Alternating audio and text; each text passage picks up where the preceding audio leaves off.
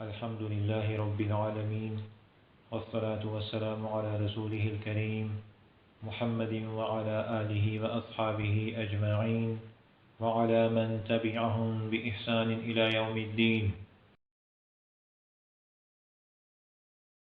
اما بعد. حضرات محترم، یہ ضروریات دین کورس کا سبق نمبر 34 ہے.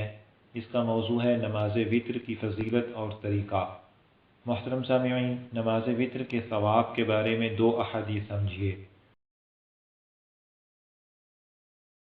نمبر 1، نبی اکرم صلی اللہ علیہ وسلم کا ارشاد ہے، اللہ تعالیٰ نے تمہیں ایک اور نماز بڑھا دی ہے جو تمہارے لیے سرخ اونٹوں سے بھی بہتر ہے، اور وہ نماز وتر ہے.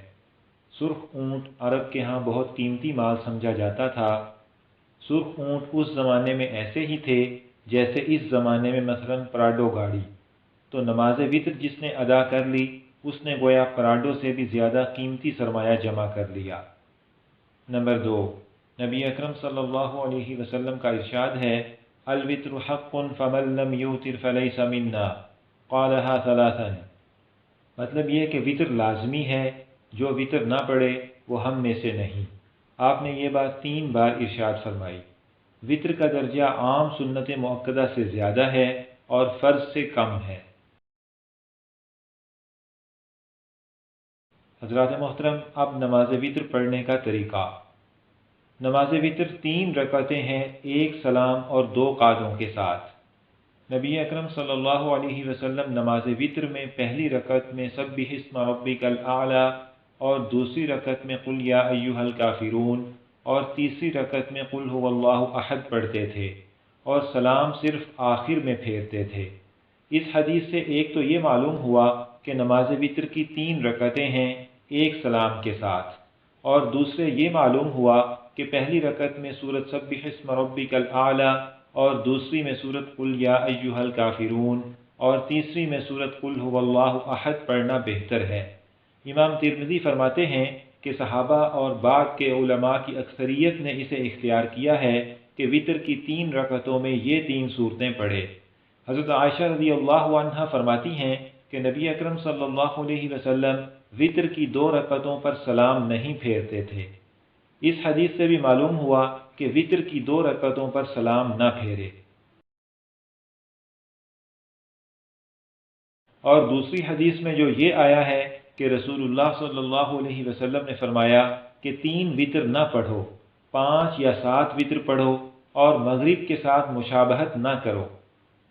سو اس کا یہ مطلب نہیں کہ 3 وتر پڑھنا جائز نہیں اور 5 یا 7 وتر پڑھنا ضروری ہے، بلکہ مطلب یہ ہے کہ 3 رکعت وتر سے پہلے 2 یا 4 رکعتیں پڑھو تاکہ کل رکعتیں 5 یا 7 ہو جائیں، اور اس طرح مغرب کے فرضوں کے ساتھ مشابہت نہ رہے گی، کیونکہ مغرب کے فرضوں سے پہلے کوئی سنت مؤکدہ نہیں پڑھی جاتی.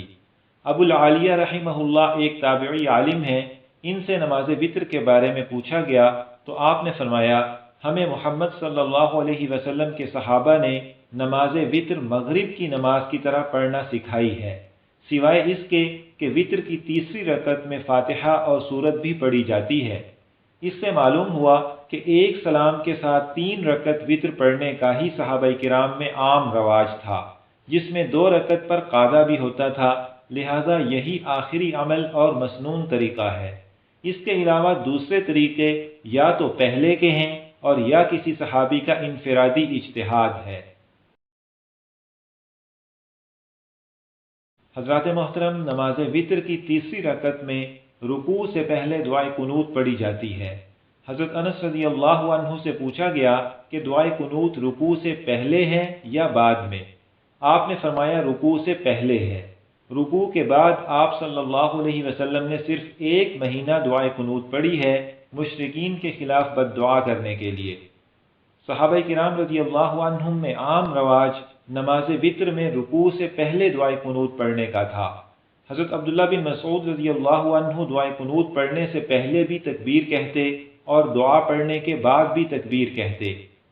ابراہیم نخعی رحمہ اللہ تابعی عالم ہیں، فرماتے ہیں کہ 7 موقعوں پر ہاتھ اٹھائے جائیں گے، ان میں سے ایک موقع نماز وتر کی قنوت کا بھی ہے. وطر کی تیسری رکعت میں فاتحہ اور سورت پڑھنے کے بعد ہاتھ اٹھا کر تکبیر کہے۔ اس کے بعد دعائے قنوت کے طور پر پڑھنے کے لیے مختلف دعائیں ثابت ہیں، ان میں سے کوئی سی دعا پڑھ لینے سے بھی واجب ادا ہو جائے گا، تاہم اللہم انا نستعینک والی دعا پڑھنا بہتر ہے، کیونکہ حضرت جبریل علیہ السلام نے یہ دعا قنوت کے طور پر پڑھنے کے لیے آپ صلی اللہ علیہ وسلم کو سکھائی تھی، اور یہ الفاظ پہلے قرآن مجید کی 2 صورتیں تھے، پھر ان کی تلاوت منسوخ ہو گئی۔ اگر حدیث میں آنے والی دعاؤں میں سے کوئی دعا یاد نہ ہو تو ربنا آتنا فی الدنیا حسنہ وفی الآخرۃ حسنہ وقنا عذاب النار، یہ دعا ایک بار پڑھ لے۔ اگر یہ بھی یاد نہ ہو تو 3 دفعہ اللہم اغفر لی کہہ لے۔ اگر یہ بھی نہ کہہ سکے تو یا ربی 3 دفعہ کہہ لے، اور جو دعائیں اس موقع پر ثابت ہیں ان میں سے کوئی دعا یاد کرنے کی کوشش کرنی چاہیے۔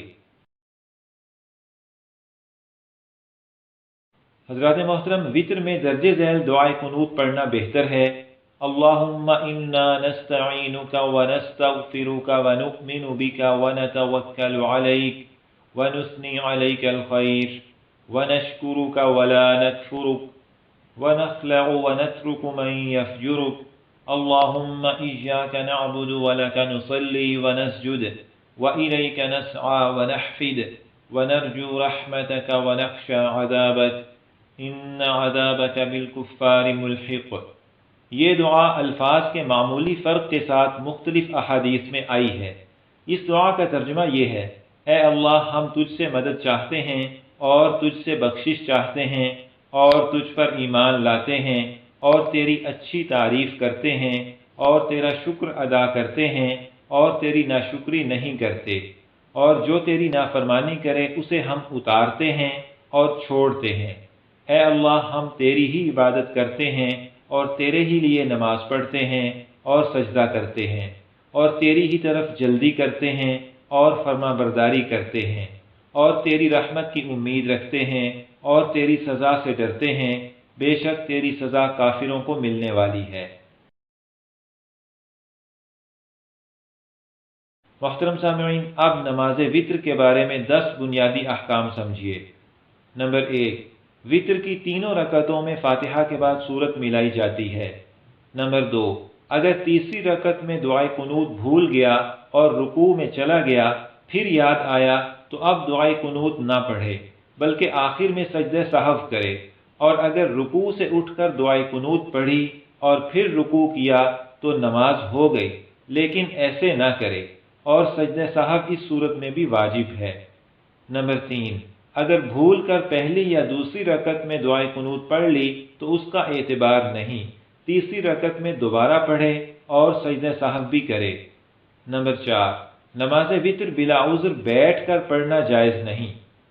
نمبر 5، جو آدمی تہجد پڑھنے کا عادی ہو اس کے لیے بہتر ہے کہ نماز تہجد ادا کرنے کے بعد وطر ادا کرے، اور جسے جاگنے کا اطمینان نہ ہو اس کے لیے یہی بہتر ہے کہ وطر پڑھ کر سوئے، لیکن رمضان میں افضل یہی ہے کہ سب لوگ جماعت کے ساتھ وطر پڑھ کر سوئیں۔ نمبر 6، صبح صادق طلوع ہو گئی تو اب نماز وطر کا وقت گزر گیا، لیکن وطر کی قضا کرنا اب بھی ضروری ہے۔ نبی اکرم صلی اللہ علیہ وسلم کا ارشاد ہے: نیند یا بھول کی وجہ سے جس کی نماز وطر رہ جائے وہ اسے ادا کرے جب یاد آئے۔ نمبر 7، مقتدی کے دعائے قنوت پوری کرنے سے پہلے امام نے رکوع کر دیا تو مقتدی دعائے قنوت چھوڑ دے اور رکوع کرے، جتنی دعائے قنوت پڑھ لی ہے اتنی ہی کافی ہے۔ نمبر 8، جماعت سے وطر ادا کرنے میں بہتر یہ ہے کہ امام اور مقتدی دونوں آہستہ آواز سے قنوت پڑھیں، اور مسبوق امام کے ساتھ دعائے قنوت پڑھے گا، بعد میں نہیں۔ نمبر 9، جماعت سے وطر ادا کرنے کی صورت میں تینوں رکعتوں میں بلند آواز سے قرأت ضروری ہے۔ نمبر 10، سفر میں بھی وطر پڑھنا ضروری ہے اور بلا عذر سواری پر وطر پڑھنا درست نہیں۔ حضرات محترم، یہاں پر ضروریات دین کورس کا سبق نمبر 34 مکمل ہوا۔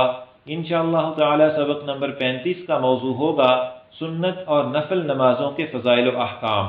اللہ تعالیٰ سے دعا ہے کہ ہمیں سنت طریقے کے مطابق وطر ادا کرنے کی توفیق دیں، آمین۔